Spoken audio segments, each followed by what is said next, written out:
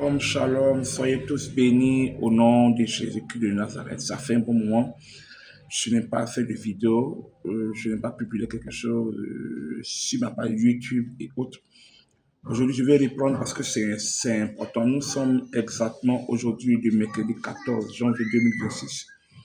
Et la mission mondiale Qu'est-ce qu'on rock, nous sommes donc dans un moment de 21 jours de jeûne et de prière qui a pour thème voilà, la restauration de la gloire de l'Éternel.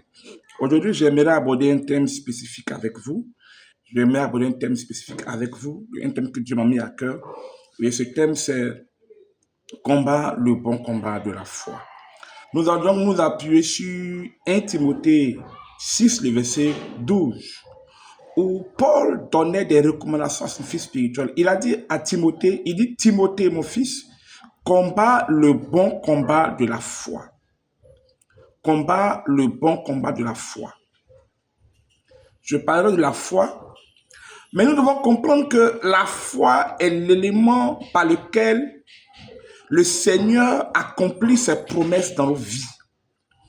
La Bible, nous sommes sauvés par grâce, mais par le moyen de la foi. Parce que sans la foi, nul n'est agréable à Dieu. La grâce est là, mais c'est par la foi que nous nous encaparons des promesses qui sont contenues dans la grâce. C'est par la foi. Donc, la foi est un élément très important dans la vie du chrétien. La foi est un élément très important dans la marche chrétienne. Et nous devons comprendre que c'est par la foi que nous possédons les héritages du Seigneur. Donc, le combat auquel nous sommes confrontés dans la vie, dans notre marche chrétienne, beaucoup ne le savent pas, mais c'est le combat de la foi. Parce que le diable, c'est une chose. S'il nous combat, s'il détruit nos biens, s'il détruit des choses, ce qu'il détruit dans nos vies, la foi que nous aurons dans le Seigneur est capable de ramener ces choses à l'existence parce que la foi amène les choses à l'existence. La foi rend les choses spirituelles visibles. La foi rend les choses spirituelles palpables. Et donc, l'ennemi sait que tant que nous avons la foi, les promesses de Dieu se réaliseront, les promesses de Dieu s'accompliront. Donc, quand le diable attaque quelqu'un, si tu es un enfant de Dieu, son objectif premier, c'est de détruire ta foi. Détruire ton assurance et ta confiance dans le Seigneur. Donc, il attaquera tes finances, il attaquera ton travail, il attaquera ton foyer, il attaquera tout. Mais l'objectif spécifique, c'est de détruire ta foi. Donc, si nous, enfin de nous comprenons ces choses-là, nous allons avoir une conception différente des combats dans lesquels nous sommes.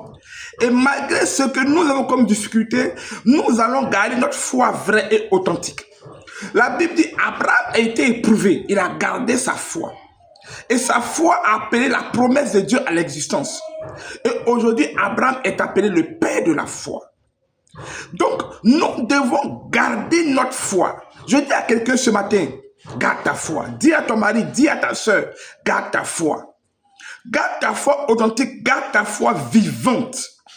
Parce que le diable veut étouffer ta foi. Le diable veut détruire ta foi. Le diable va attaquer ta foi. Le diable va anéantir ta foi. Donc, nous devons garder notre foi authentique. Le Seigneur est fidèle, il dira, il fera. Le Seigneur est puissant, il agira. Et le diable va faire tout pour détruire notre foi.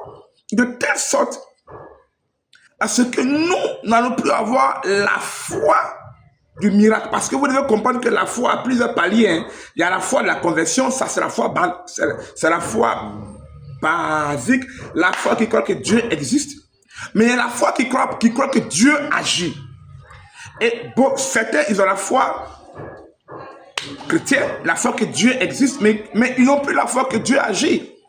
Beaucoup vivent, ils attendent seulement que le jour que Dieu vient. Or, la foi qui appelle à l'existence le miracle, c'est la foi agissante. Et c'est la foi qui accomplit les promesses. Et c'est la foi qui nous a d'être utile, et pour Dieu, et pour la société, et pour notre famille. Et nous devons avoir cette foi triomphante. Et l'ennemi fera tout donc pour attaquer notre foi. Il viendra avec des situations, des problèmes, des difficultés, des combats. Et je dis à quelqu'un, combat le bon combat de la foi.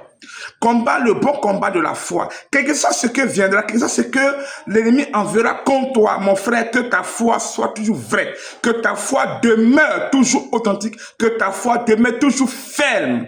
dans les promesses et dans la puissance de ton Dieu. C'est très important que ta foi soit toujours authentique et qu'elle demeure ferme aux promesses de ton Dieu. Est-ce que quelqu'un m'entend?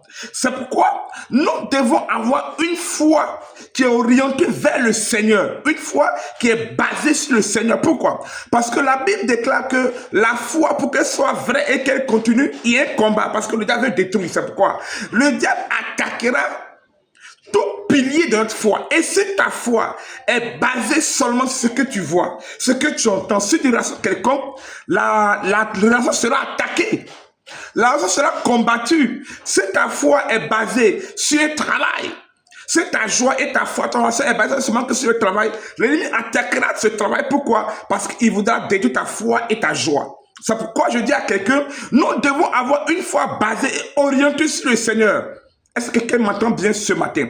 Tu dois avoir une foi orientée sur le Seigneur, une foi qui s'appuie sur le Seigneur, une foi qui ne regarde pas aux hommes. L'homme est l'instrument, mais l'homme n'est pas la base de la foi. L'homme est l'instrument, mais l'homme n'est pas la source de notre foi.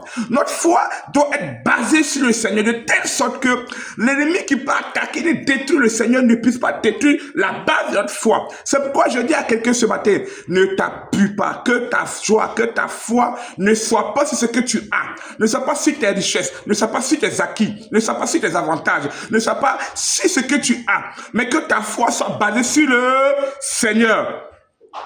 Est-ce que quelqu'un m'entend bien ce matin? Que ta foi soit basée sur le Seigneur. Ta foi doit être seulement basée sur le Seigneur. C'est très important.